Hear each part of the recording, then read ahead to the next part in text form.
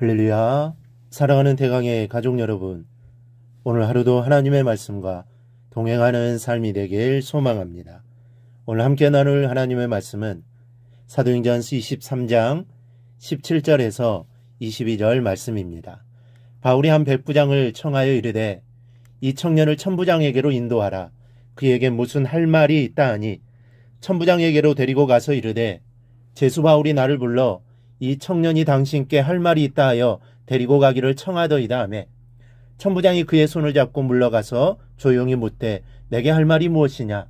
대답하되 유대인들이 공모하기를 그들이 바울에 대하여 더 자세한 것을 묻기 위함이라 하고 내일 그를 데리고 공회로 내려오기를 당신께 청하자 하였으니 당신은 그들의 청함을 따르지 마옵소서.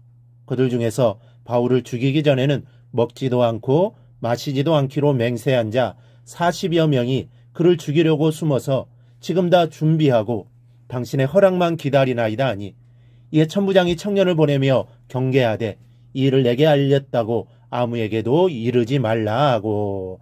아멘. 이 세상에는 두 가지 타입의 사람이 있습니다.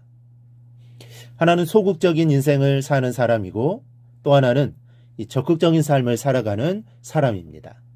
이 소극적으로 사는 사람은 어려움이 닥칠 때 무서워하면서 그것을 피해가거나 회피하여 무사한 일주의로 나가는 사람입니다.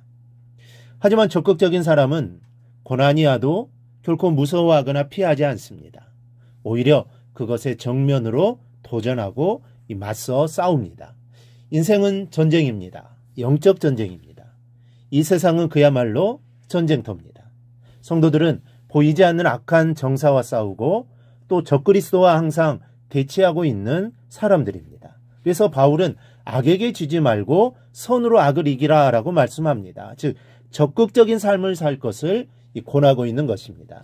이 본문에는 숨막히는 음모가 지금 바울의 코앞에 다가와 있습니다. 40여 명이 바울을 제거하려는 음모와 계략을 꾸민 끝에 지금 실행 중에 있는 것입니다. 이 조카에게 이 일을 전해 들은 바울은 황급히 백부장을 통해 조카를 천부장에게 보내 모든 내막을 고하도록 하고 천부장으로 하여금 일련의 조치를 취하도록 합니다. 그런데 여기서 눈여겨보아야 할 것은 이 사실 천부장도 바울의 입장에서 보면 음모꾼들과 같은 부류에 불과한데도 불구하고 신기하게도 지금은 천부장이 위험한 바울의 입장을 외면하지 않고 있다는 사실입니다. 이것이 긴급할 때 역사하시는 하나님의 섭리임을 알 수 있습니다. 이 잠언 16장 4절에 보면 여호와께서 온갖 것을 그 쓰임에 적당하게 지으셨나니 악인도 악한 날에 적당하게 하셨느니라고 했습니다. 하나님의 역사하심에는 그 어느 것 하나 필요하지 않는 것이 없습니다. 우리에게는 아무 쓸모없고 제발 없어져 줬으면 하는 것일지라도 그것으로 위대한 일을 펼쳐나가시는 분이 하나님이십니다. 그러니 함부로 판단하지 말고 평가하지 말아야 합니다. 인간의 눈에는 전혀 아닌 것 같아도 하나님이 얼마든지 그것을 통해서도 역사하실 수 있기 때문입니다.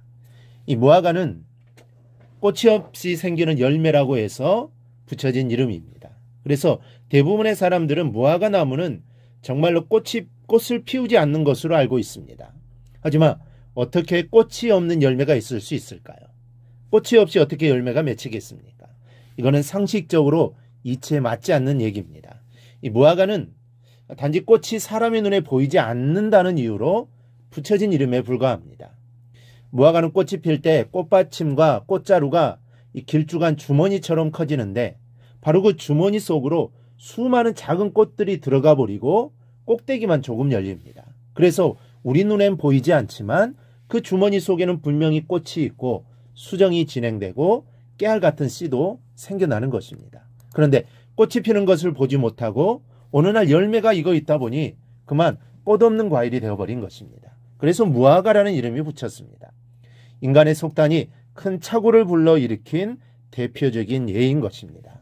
여러분, 아무것도 보이지 않는 암흑세계라도 거기에는 존재하는 것이 있고 움직이는 것이 분명히 있습니다. 인간의 오감에 의해 규명되지 않더라도 하나님의 역사는 세계 도처에서 진행되고 있습니다. 단지 인간의 눈으로 일일이 확인할 수 없는 것일 뿐입니다. 그러므로 성도는 불확실한 상황 속에도 하나님의 섭리가 들어있음을 믿어야 합니다. 악한 천부장을 바울을 구원하시는 선한 도구로 사용하신 것처럼 내가 처한 이 악한 상황 속에서 반드시 나를 위한 선한 목적이 있을 줄을 믿으시기 바랍니다. 로마서 8장 17절에 자녀이면 또한 상속자 곧 하나님의 상속자요 그리스도와 함께한 상속자니 우리가 그와 함께 영광을 받기 위하여 고난도 함께 받아야 할 것이니라 했습니다. 고난 없는 영광은 없습니다. 십자가의 죽음 없이는 부활도 없는 것입니다. 하나님이 주시는 영광에 참여하고자 하는 자는 반드시 하나님이 주시는 고난에도 함께해야 합니다. 그럴 때 자격이 있는 것입니다. 또 이어지는 18절에는 생각하건대 현재의 고난은 장차 우리에게 나타날 영광과 비교할 수 없도다라고 말씀했습니다.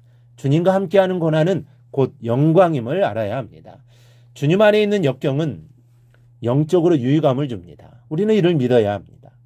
악을 선으로 바꾸시는 하나님께서 선한 목적을 그 안에 감추시고 주시는 고통입니다. 절대 이 고통과 고난으로 성도가 쓰러지지는 않습니다. 오늘 본문의 바울을 보십시오.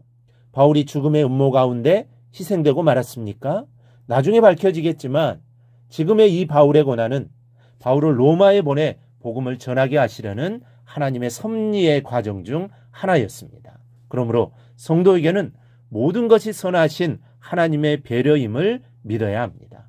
고통도 즐거움도 괴로움도 기쁨도 모두 다 우리를 이해하시는 하나님의 한결같은 사랑입니다. 이 사실을 믿는 믿음 안에서 오늘도 확신을 갖고 살아가기를 바랍니다. 고통 중에서도 소망으로 기뻐하는 성도들이 되기를 바랍니다. 하나님의 선하신 뜻이 반드시 있을 것입니다.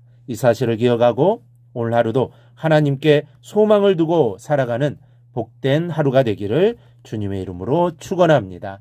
오늘 묵상한 말씀을 굳게 잡고 삶으로 실천하며 살아내는 대강의 모든 성도들이 되기를 축복합니다.